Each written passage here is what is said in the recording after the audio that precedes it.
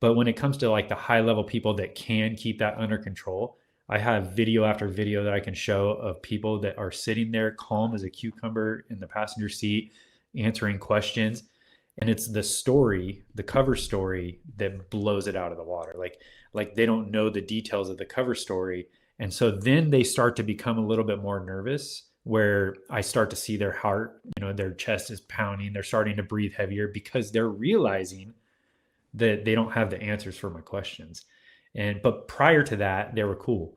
I have one video specifically that I show in class where the guy is like laughing, super chill in the front seat, and I ask him the question is, "Where'd you just go?" And he said that he dropped his daughter off with baby mama, and all I said was, "What's the address that you dropped her off at?" And he just goes straight stoic.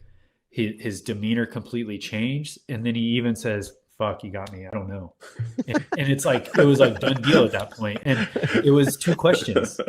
Two questions. You're at reasonable suspicion, and this guy was not nervous, but then his behavior flipped soon as you asked those specific questions. So it's just real important to understand that out the gate, if you're dealing with a high level smuggler, there's a real good chance you're not going to have crazy nervousness. So don't even pay attention to that. There's one guy that I stopped. He pointed out that he had a CDL, and I said, "Are you an owner operator?" He didn't know that terminology. And then 3 follow-up questions, he was not employed. So he wanted to point out, "Look, I have a CDL." I'm like, "Oh, you drive trucks?" And he's like, and in 3 questions later, it's 37 seconds, I timed it. He's like, "I don't have a job." I was like, "You're pointing out the CDL. I didn't even see it." So like, you just have to ask one more question than what they're trying to give you. And it opens up so much of their conversation because they're thinking impulsively, like right now. It's like that OODA loop. So if you put them off that OODA loop and they have to think and they just freeze, it's game over. Yeah. Agreed. I'm good. I'm good. Yeah, I always tell everyone that comes from a city, I think the hardest thing is going to city to work the highway.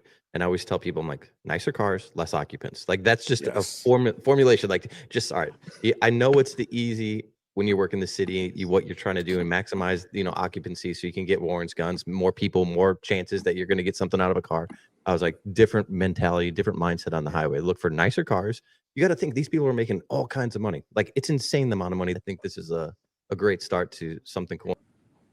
It's been an hour. So we're going to try to do this once a month whenever our schedules work out. As you guys can see, Nick's out, who knows where, some random place in the country. Because I'm in a secret place. I can't tell anyone. Clearly not my house. I'm definitely in a hotel.